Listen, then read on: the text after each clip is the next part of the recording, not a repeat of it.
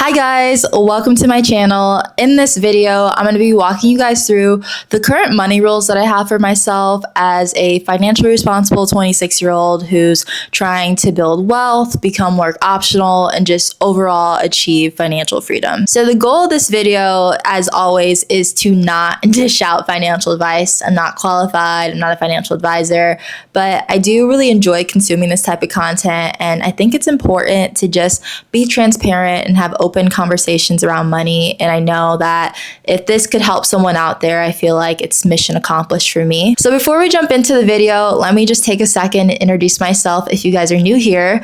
I'm Kennedy, I'm 26, and if you couldn't tell already, I'm obsessed with all things personal finance, financial freedom, entrepreneurship, business, and I'm just kind of using my YouTube channel as a digital diary to just document this entire journey.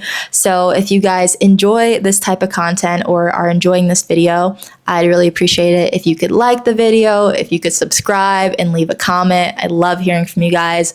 I'm also on TikTok. I'm posting on there all the time, so go check out my TikTok as well. So with all that being said, let's hop into the video and talk about my money rules. So the first rule that I have for myself is no credit card debt ever, no exceptions. I've actually never carried a credit card balance, which I understand is in itself coming from a place of privilege. And I do want to say that I know a lot of us get caught up in credit card debt for various reasons. So if you happen to fall into that category, just know that no matter how much it is, there's always a way out. You can pay it off. But back to my original point, I'm very thankful to have known from a young age that credit card debt is not something you want to play around with. And I do a lot of spending on my credit card. Matter of fact, pretty much all of my spending, I basically treat it like my debit card, with the exception of if I don't have the money in my account to pay for it today, I'm not going to put it on my credit card under the assumption that I can pay it off later. The credit card that I have right now is just the Discover cashback card. It's completely free. It's super basic.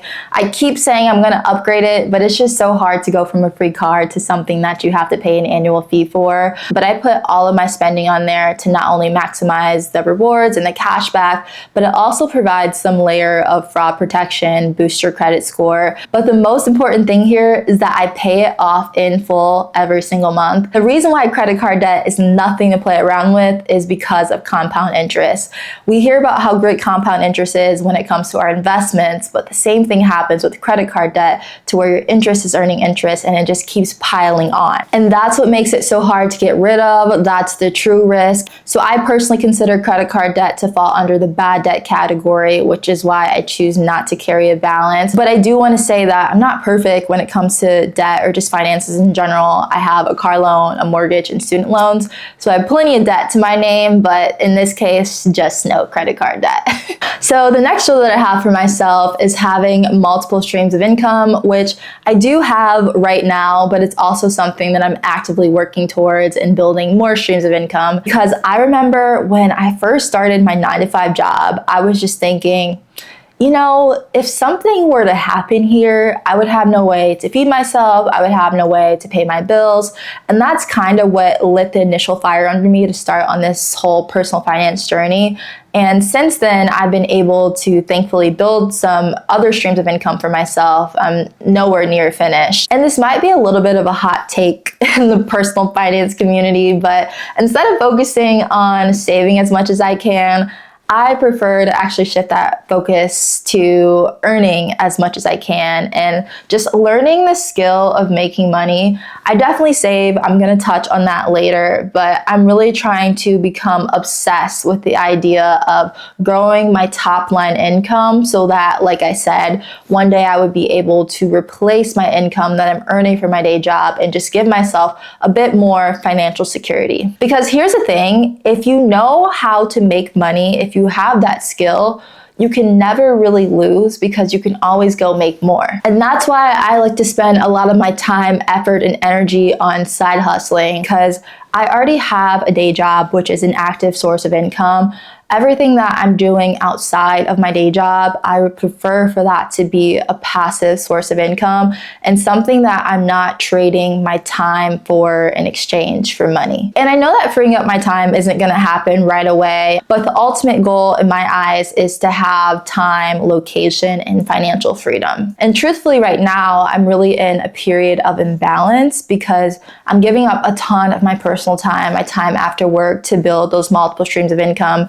Things like making videos and editing videos and, working on my digital products.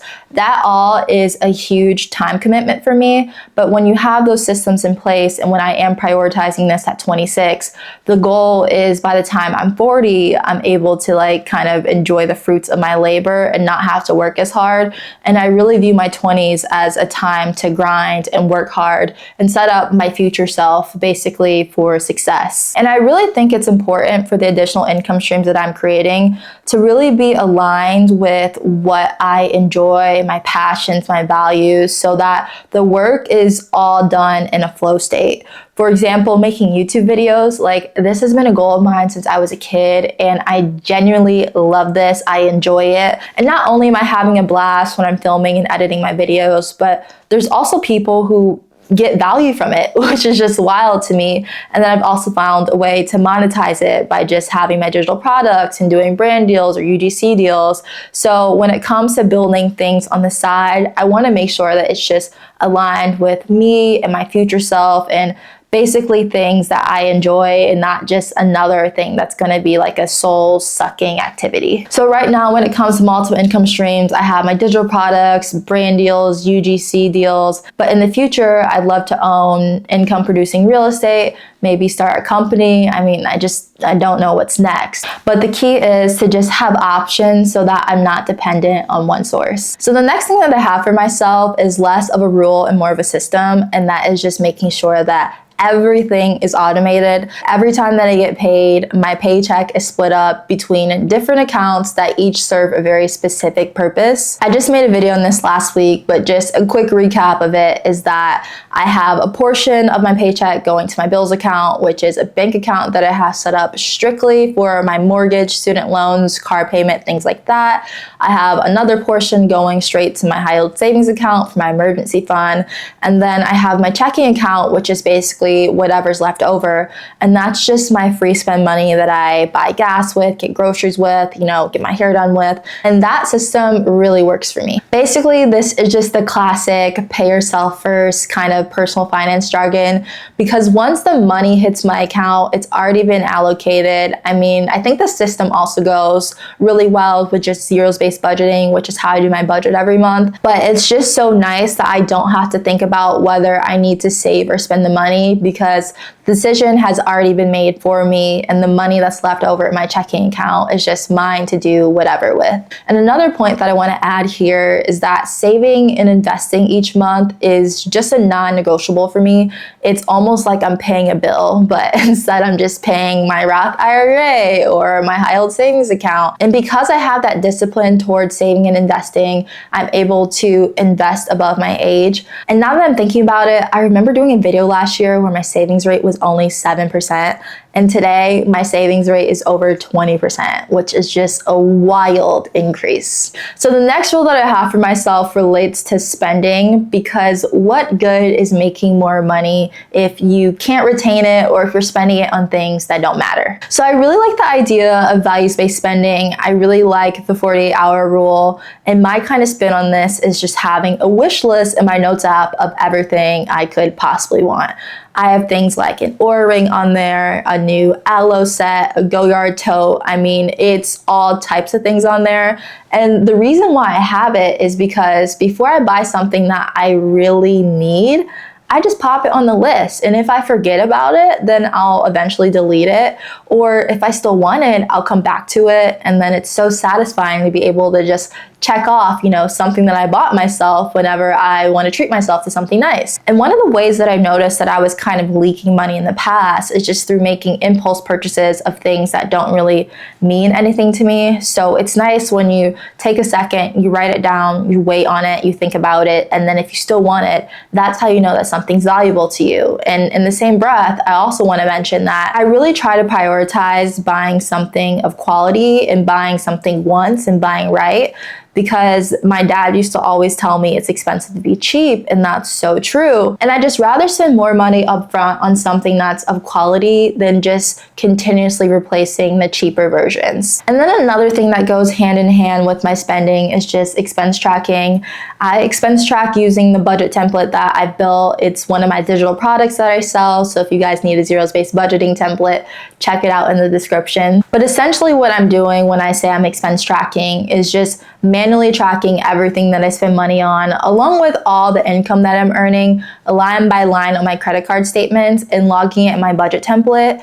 And not only does the action of like taking time to write down everything that you purchase kind of change your spending habits, but it also gives me really good data, and I almost feel like I'm the CFO of my life, of just how I've been spending my money, what trends there are. And yes, it's a very tedious and time-consuming habit, and I know that there's budgeting apps that you can pay for that'll do it all for you, but just the act of combing through your credit card statements and really taking a deep dive on your spending has helped me change my spending habits so much. And I don't think expense tracking will be something that I'm doing forever, but for now, it works for me. It helps me feel in control of my finances, and just overall, it's just such a huge help for me because I know where every dollar is going. And then finally, my very last rule is just to always invest in myself. At any stage of your life, not just your 20s, investing in yourself is crucial.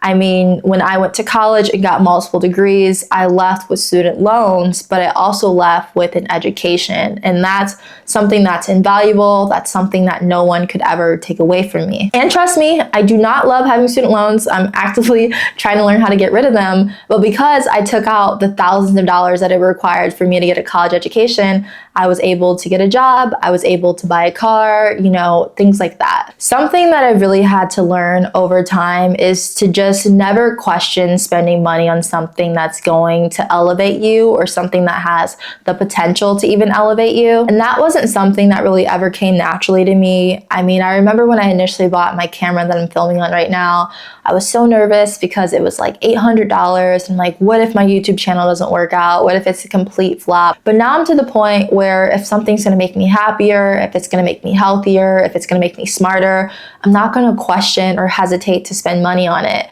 Whether it's my yoga studio membership, buying a book, investing in equipment for content, getting more education, or buying a course, or just an experience that's gonna make me or my family happy. That is something that is worth the money every single time. And I think a part of financial literacy is just learning when it's okay to spend money.